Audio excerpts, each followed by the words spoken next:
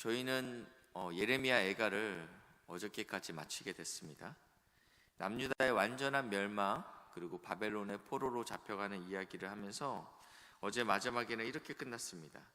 주께서 우리를 아주 버리셨사오며 라고 하면서 이 현실의 상황 가운데 여전히 굉장히 하나님께서 완전히 버린 듯한 그런 모습을 저희가 보게 됐습니다.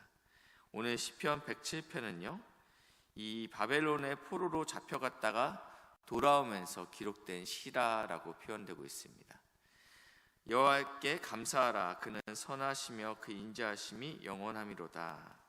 하나님께 지금 감사하면서 나아가는데 그 이유가 2절에 나와 있는데요, 여호와의 속량을 받은 자들은, 이 속량이란 단어 자체는 노비였다가 종이었다가 대가를 지불하여 자유민이 되게 된 것, 여기서 말하는 이 노비가 주체가 되어서 내가 나의 속량을 지불한 것이 아니고 다른 누군가 나 대신에 나의 노예의 신분을 그냥 해방한 것이 아닌 대가를 지불하여서 자유민을 만든 것을 속량이라고 표현합니다. 하나님께서 지금 속량하셨다라고 표현하고 있습니다. 속량을 받은 자들, 구원을 받은 자들이죠. 이같이 말할지어다. 여호와께서 대적의 손에서 그들을 속량하사.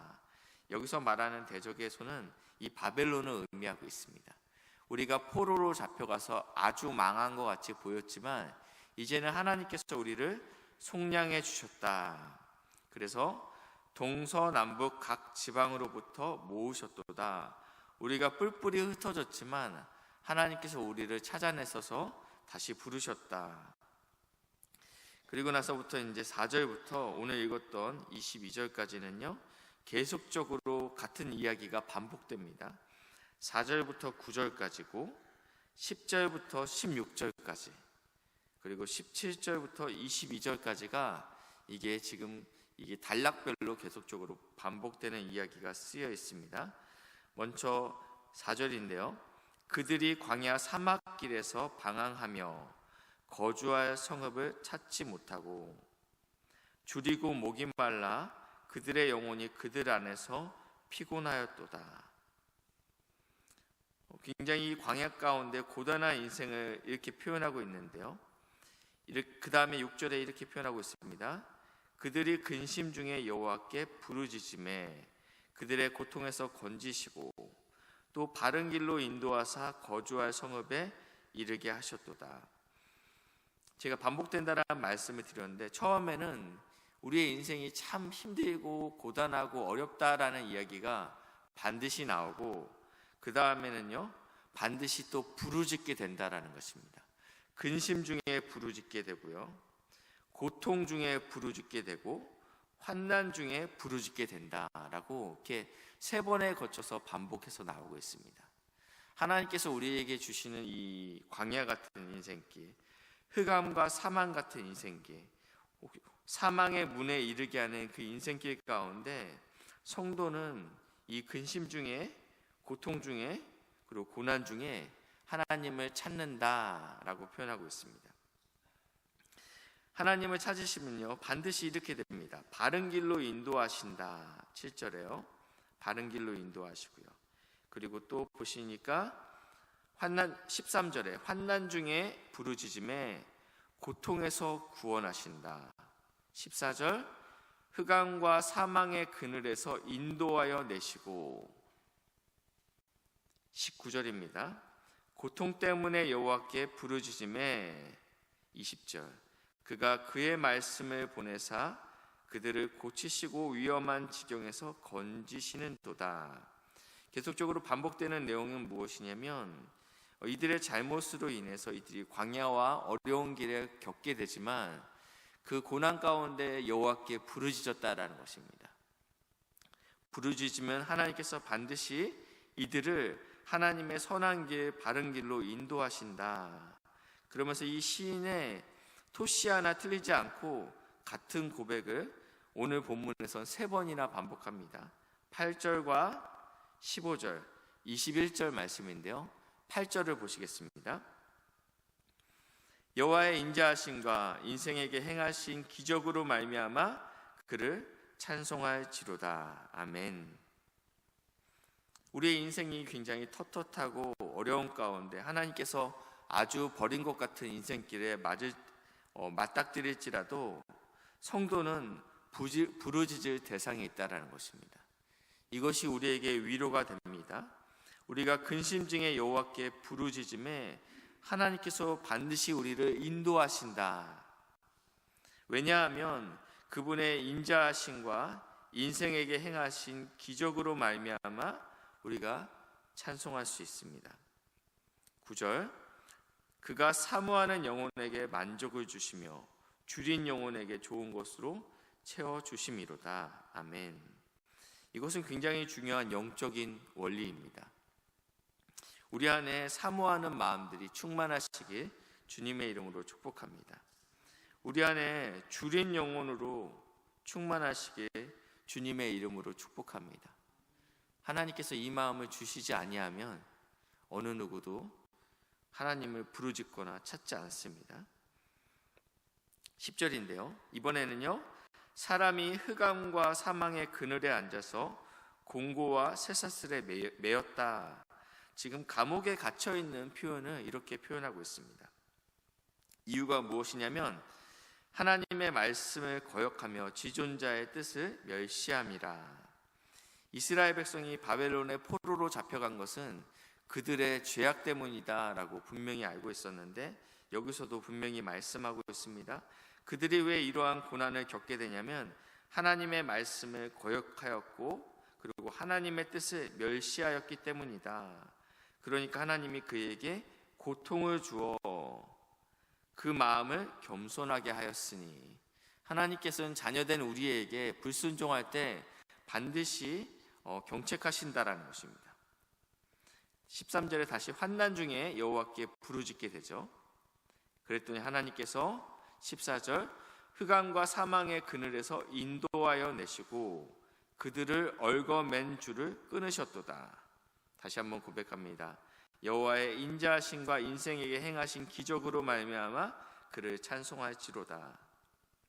지금 이 찬양은 바벨론의 포로로 잡혀갔다가 하나님께서 70년이 찾아 하나님의 인자하심으로 하나님의 신실하심으로 이스라엘 백성들이 회복됨으로 기록한 시라고 말씀드렸습니다.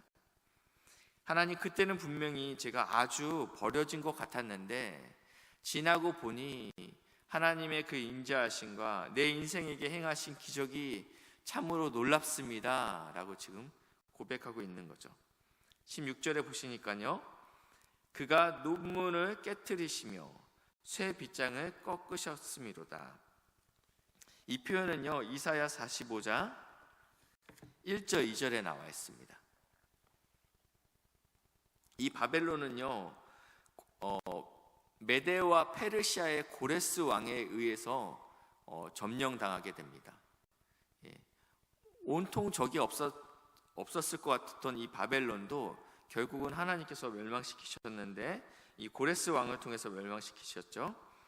여호와께서 그의 기름 부음을 받은 고레스에게 이같이 말씀하시되 내가 그의 오른손을 붙들고 그 앞에 열국을 항복하게 하며 내가 왕들의 허리를 풀어 그 앞에 문들을 열고 성문을 닫히지 못하게 하리라. 이 고레스가 들어가는 모든 성문마다 다 열리게 될 것이다.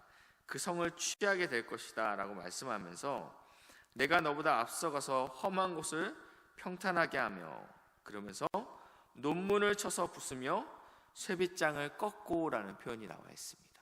이 바벨론 성은요 이중으로 된 굉장히 강력한 요새화된 성이었습니다. 그리고 그 문은 청동으로 된 문이었습니다.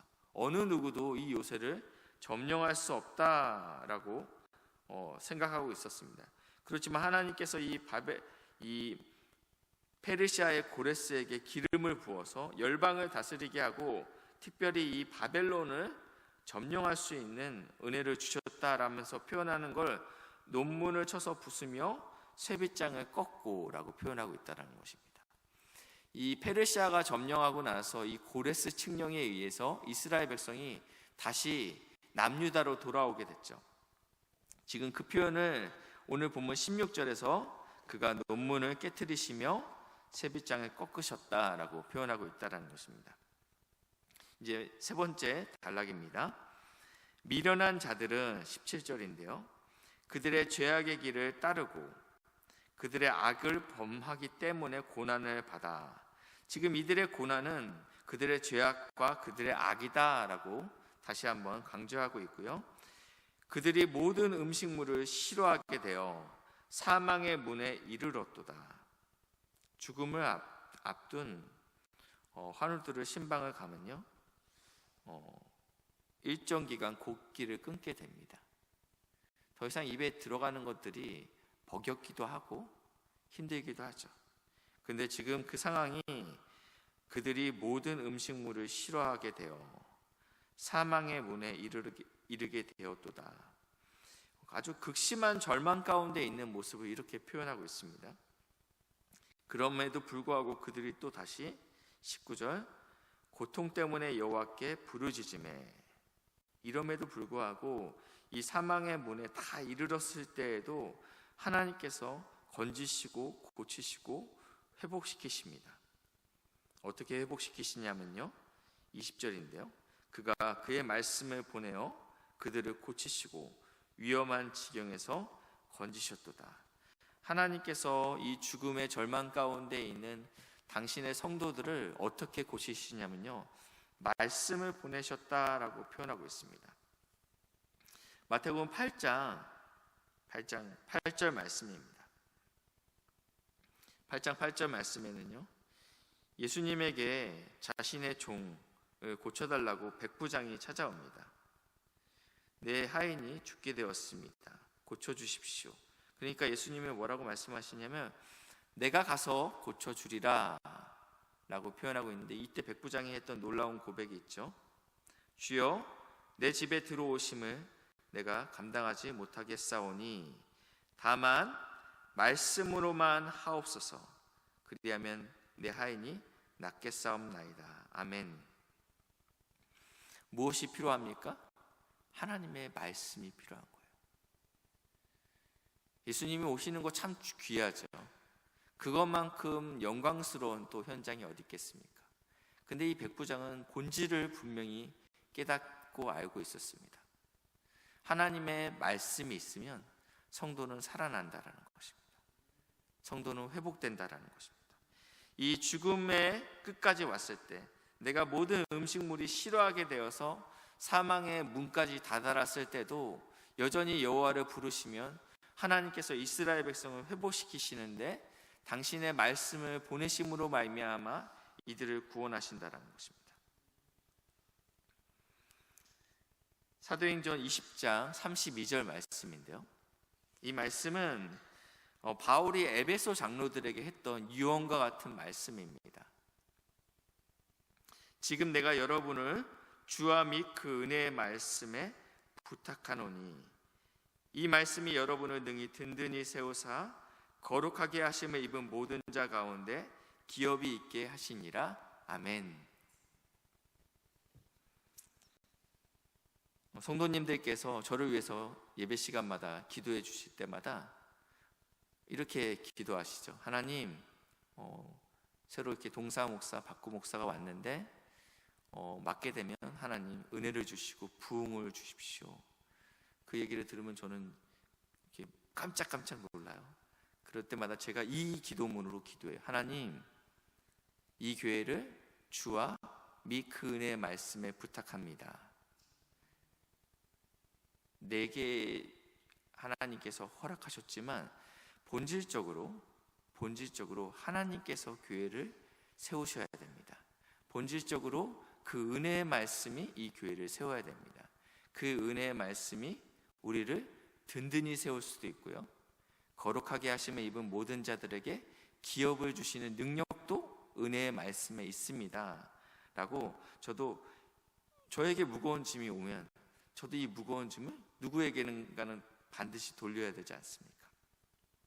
그래서 이 하나님과 그 은혜의 말씀에 부탁합니다 라고 고백하는데, 우리 인생의 고난 가운데 우리가 반드시 하나님께 부르짖어야 됩니다.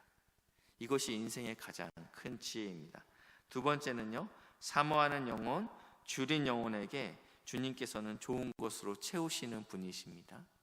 그리고 하나님께서 우리를 회복시키기 위해서 하나님의 방법은 하나님의 말씀이라는 것입니다.